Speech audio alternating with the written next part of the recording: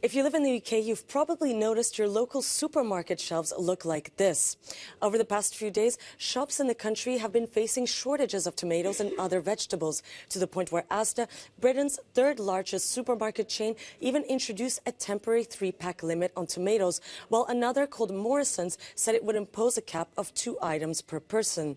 And many social media users in the UK have taken to Twitter to slam the lack of fresh tomatoes. But others have blamed Brexit for the shortages. For example, this user said this is a direct and practical result of Brexit. So why is there a tomato shortage right now in the UK?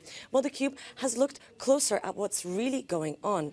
First of all, supermarkets have blamed poor weather in Morocco and Spain, the main suppliers of tomatoes, for the disruption. And according to the UK Embassy, 25% of tomatoes eaten in the UK come from Morocco.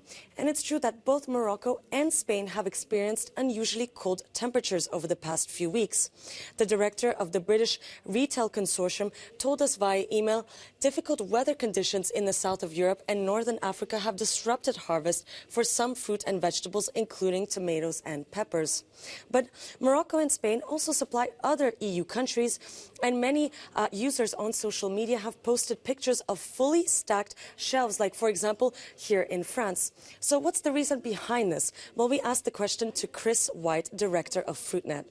It's easier, frankly speaking, and less costly for a supplier to supply let's say the Netherlands and other countries in Northern Europe, Germany and so on, because they don't have these 25 miles of the English Channel to negotiate, because that adds a cost. And here in the Cube, we also spoke to different farmers' associations who explained to us that the situation was aggravated by less tomato production in greenhouses in the UK and in big producer countries like, for example, the Netherlands, due to high energy costs. But what about Brexit in this whole situation? Well, we asked the question to Pekko Pessonen, the director of an EU farmers' association. Of course, it doesn't help that we have Brexit rules now to follow, and it may actually in certain cases have an impact. But I would say that the main reason is actually the weather and energy prices increases. In Europe, The Independent has reported that Ireland is also starting to face similar shortages.